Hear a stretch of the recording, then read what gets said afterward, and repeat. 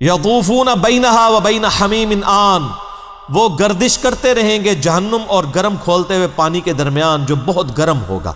یعنی گرم پانی، وہاں پہ پیاس لگے گی، پہلے تو بھوک لگے گی تو کڑواہٹ والا ان کو زقوم کا درخت کھلایا جائے گا، اس کے بعد سخت پیاس لگے گی اتنی سخت کہ وہ پانی کو اوائڈ نہیں کر سکیں گے، لیکن پانی ہوگا اتنا زیادہ گرم کہ وہ چہرے کے قریب لے کے جائیں گے. تو قرآن پاک میں کئی جگہ یہ آیات آئی ہیں کہ ان کے چہرے کی کھال لٹک جائے گی، ان کی انتڑیاں جو ہے وہ جل جائیں گی. اللہم اجرنا من النار، اللہم اجرنا من النار، اللہم اجرنا من النار.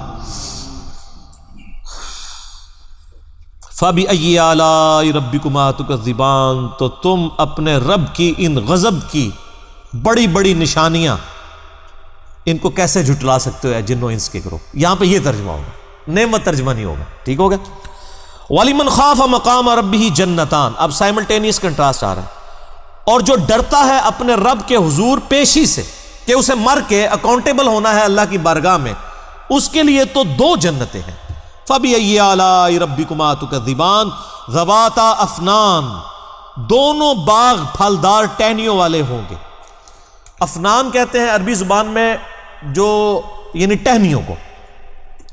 تو یہ جو جنتیوں کے جو ان کو باغات دیے جائیں گے وہ پھلدار درخت ہوں گے ٹہنیوں والے. وہ تو پھر صحیح بخاری میں اس کی ڈیٹیل آتی ہے نا کہ جنت میں ایک ایک درخت ایسا ہے کہ اگر ایک گھوڑ سوار 100 سال تک، صحیح بخاری میں آتا ہے 100 سال تک گھوڑے پہ بھاگتا رہے، اس کے سائے سے باہر نہیں نکل سکتا. یہ جناب سائز ہے ایک درخت کا، سر ایک درخت کا. تو کائنات پھر کتنی بڑی ہے. بخاری مسلم میں آتا ہے جو سب سے آخر میں جنت میں جائے گا نا دوزخ سے نکال کے، وہ سب سے ادنا درجے کا جنتی ہوگا. لاکھوں کروڑوں سال دوزخ میں جلے گا، جب اس کے سارے گناہ دھل جائیں گے دوزخ کے عذاب کے عوض، اور بس اس کے پلے صرف یہ نیکی ہوگی، اس نے زندگی میں ایک دفعہ لا الہ الا اللہ کہا ہوگا، بس یہ کلمہ اس نے پڑھ لیا ہوگا، لا الہ الا اللہ محمد رسول اللہ. یا اپنے بھی وقت کے پیغمبر پہ جو اپنے زمانے میں امتوں کے تھے ان پہ ایمان لائے ہوں گے. تو جیسے ہی اس کو بخاری مسلم کے الفاظ ہیں دوزخ سے نکالا جائے گا، اللہ تعالیٰ فرمائے گا ہاں بھئی تیرے لیے زمین سے 10 گنا بڑی جنت. تو کہے گا یا اللہ تو خدا ہو کے میرے ساتھ مذاق کرتا ہے. تو بخاری مسلم کے الفاظ ہیں کہ اللہ تعالیٰ اپنی شان کے لائق مسکرائے گا اس کی بات کے اوپر. اللہ فرمائے گا مذاق نہیں کر رہا، حقیقت بات ہے کہ جو یہ روئے ارض ہے، یہ جو میریکل پلانٹ ارتھ ہے، اس سے 10 گنا بڑی جنت ہے اس شخص کے لیے جو سب سے آخری درجے کا جنتی ہے. اور سر جو شروع میں چلے جائیں گے ان کی جنتوں کا کون اندازہ لگا سکتا ہے. بخاری مسلم کے الفاظ ہیں کہ جنت میں ایک درجے والا اپنے سے اوپر والے درجے کو یوں دیکھے گا جیسے تم ستارے دیکھتے ہو، اور وہ فرق ایک نیکی کا ہوگا، ایک نیکی کا. اور یہ درجوں کا فرق، یہ تو سر اب ہمیں جب سائنٹسٹ بتا رہے ہیں نا گلیکسیز کی تعداد، اور بتا رہے ہیں جی 2.5 ارب گلیکسیز ہیں اور ہر گلیکسی میں 300 ارب سے زیادہ سورج اور اس کے ساتھ زمینیں ہیں. تو یہ اللہ نے پورا انتظام کیا ہوا سر. اس وقت بھی جتنی کائنات ڈسکور ہو چکی ہے نا، اگر یہی جنتیوں میں بانٹ دی جائے نا تو یہ بھی اس سے بڑی ہے. اللہ نے تو کیا کچھ پیدا کر دیا. اسی لیے قرآن حکیم میں آتا ہے نا کہ تمہارے رب کے لشکروں کو کوئی نہیں جانتا اس کے سوا. ہم تو یعنی مخلوقات کا احاطہ کر ہی نہیں سکتے جو کچھ اللہ نے پیدا فرما دیا.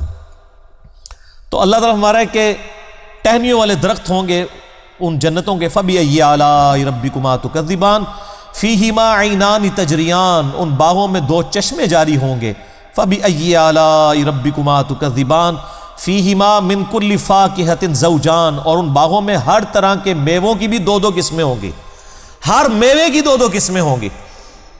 اللہ اکبر. فَبِأَيِّ آلَاءِ رَبِّكُمَا تُكَذِّبَانِ مُتَّكِئِينَ عَلَى فُرُشٍ بَطَائِنُهَا مِنْ اِسْتَبْرَقٍ، جو جنتی ہیں وہ تکیہ لگائے بیٹھے ہوں گے بستروں پر جن کے استر جو ہیں وہ گاڑے ریشم کے ہوں گے. وَجَنَ الْجَنَّتَيْنِ دَانٍ، اور دونوں باغوں کا پھل نیچا جھکا ہوگا. یہ نہیں ہے کہ جناب آپ وہ درخت اتنے بڑے بڑے ہیں تو جناب آپ کو کوئی سیڑھی لگا کے یا کسی ڈرون میں بیٹھ کے جانا پڑے، نہیں، ٹہنی لٹک رہی ہوں گی، بلکہ اشارہ کریں گے تو ٹہنی اپنے پاس آ جائے گی اور آپ اس کو پھل کے توڑ کے کھائیں گے. کیونکہ جنت کو تو فنا نہیں ہے، آپ کے توڑ کے ختم ہوگا ایک اور وہاں پہ لگ جائے گا. جنت میں کوئی چیز ختم نہیں ہونی سر، جتنا مرضی کھاؤ پیو ختم کوئی چیز نہیں ہونی.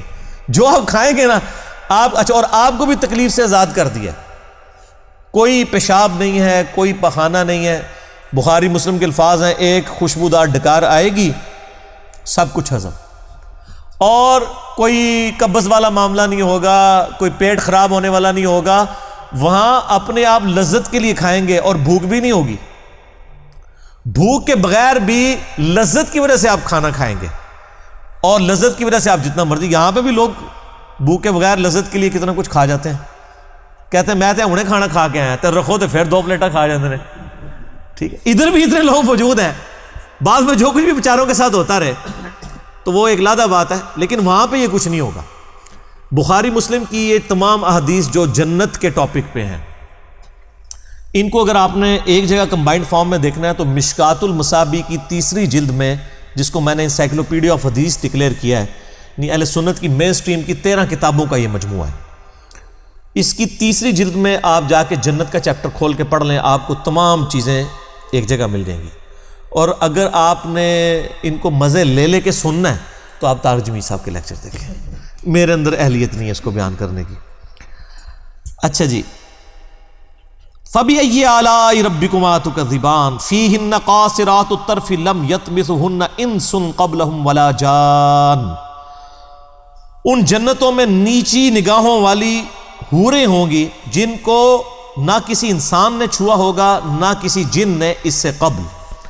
اچھا، ان آیات سے اب یہ بھی پتہ چل گیا کہ جنوں کے لیے بھی ایک جنت ہے اور انسانوں کے لیے بھی جنت ہے۔ جنوں کے لیے ظاہر ہے ان کی ریکوائرمنٹس اپنی ہیں، آپ کو پتہ ہے، صحیح بخاری میں آتا ہے، صحیح مسلم کے اندر کہ نبی علیہ السلام نے منع کیا ہے کہ آپ گوبر یا ہڈی کے ساتھ استنجا نہ کریں، کیونکہ جنوں کی خوراک ہے اس کے اندر، ہماری خوراک تو گوبر یا ہڈی کے اندر نہیں اللہ نے رکھی ہوئی ہے۔ تو جنوں کی آرائش کا، ان کی جو خواہشات کا سامان الگ سے ہے، ان کی جنت الگ ہے، انسانوں کی جنت الگ ہے، لیکن ان کے لیے اپنی جنیاں ہوں گی، تواڈے سے تواڈیاں جنیاں ہوں گی، ٹھیک ہے، وہاں لیکن جنیاں نہیں ہوں گی، وہاں پہ بڑی شریف قسم کی بیویاں ہوں گی جی۔ فَبِأَيِّ آلَاءِ رَبِّكُمَا تُكَذِّبَانِ كَأَنَّهُنَّ الْيَاقُوتُ وَالْمَرْجَانُ، اور یہ جنتی عورتیں ایسی ہوں گی گویا یاقوت اور مرجان ہے۔ وہ تو صحیح بخاری میں آتا ہے کہ وہ یعنی ایسی ٹرانسپیرنٹ حوریں ہوں گی کہ ان کی جو پنڈلیاں ہیں، پنڈلیوں کے پیچھے ہڈیوں میں جو گودا ہے نا وہ بھی ٹرانسپیرنٹ نظر آ رہا ہوگا۔ یہاں پہ تو خیر ان چیزوں میں شاید کوئی اتنی اٹریکشن نہ ہو کہ کوئی شیشے کی کوئی حور بن کے سامنے آ جائے، وہاں کی ریکوائرمنٹس ڈیفرنٹ ہیں، وہاں کے لیے وہاں جا کے پتہ چلے گا۔ فَبِأَيِّ آلَاءِ رَبِّكُمَا تُكَذِّبَانِ هَلْ جَزَاءُ الْإِحْسَانِ إِلَّا الْإِحْسَانُ، احسان کا بدلہ بجز احسان کے کیا کچھ اور بھی ہو سکتا ہے؟ ہائے ہائے ہائے، یہ اللہ ہی کا ہی فضل ہے سر۔ اس کی اس آیت کا جو سوز و گداز ہے نا وہ ایک عربی سمجھ سکتا ہے۔ اللہ تعالیٰ فرماتا ہے کہ جس نے زندگی میرے لیے گزاری، جس نے میرے لیے دنیا میں تکلیفیں اٹھائیں، حلال و حرام کی تمیز کی، روکھی سوکھی کھا لی، میری وجہ سے اسے دنیا میں نمازوں کی مشقت اٹھانی پڑی، روزوں کی مشقت اٹھانی پڑی، جس نے اتنا احسان کیا ہے، اللہ پہ تو نہیں کیا لیکن اللہ تعالیٰ قدردان ہے۔ اللہ فرماتا ہے جس نے اس طرح کا احسان کیا ہو تو کیا اس کا بدلہ میری طرف سے احسان کے علاوہ کچھ اور ہو سکتا ہے کہ میں بھی اس کے ساتھ ویسے ہی احسان کروں؟ حالانکہ ہم نے اللہ پہ نہیں احسان کیا ہوا، لیکن یہ اللہ تعالیٰ کی قدر شناسی ہے کہ وہ قدر کرتا ہے انسان کہ بتاؤ اس احسان کا، اس نیکوکاری کا بدلہ کیا نیکوکاری کے علاوہ کچھ ہو سکتا ہے؟ جو تم نے نیکوکاری کی تو میں تمہارے ساتھ وہی نیکوکاری کروں گا، یعنی مراد یہ کہ جنت دوں گا۔ فَبِأَيِّ آلَاءِ رَبِّكُمَا تُكَذِّبَانِ، تو اے جن و انس کے گروہ، تم اپنے رب کی کون کون سی نعمتوں کو جھٹلاؤ گے؟